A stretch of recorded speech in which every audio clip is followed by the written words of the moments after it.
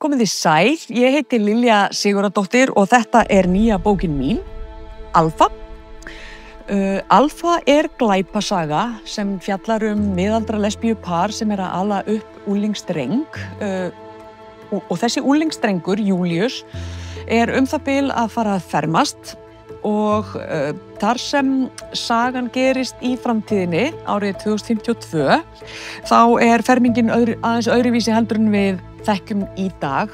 Þannig að í dag játa ungmenni trú á svona yfirvald en í framtíðinni játar fólk traust til gervigreindarinnar Alfa sem stýrir samfélaginu.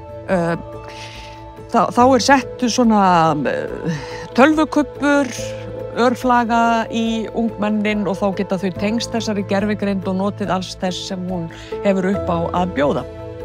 Bróðir annarrar móðurinnar alfarið á móti þessu.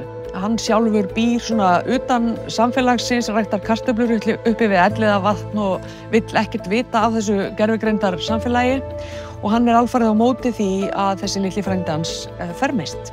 Þetta hljómar auðvitað eins og vísinda skáldskapur sem þetta vissulega Þetta samt bara venjuleg glæpasaga sem fjallar fólk og fjölskyldu og átök innan fjölskyldu en vissulega gerist sagan í framtíðinni en það kannski ekkert svona í henni sem að við sjáum ekki alveg bara fram á, engin tækni eitthvað svona sem við sjáum ekki bara fram á í dag þannig að þetta svona kannski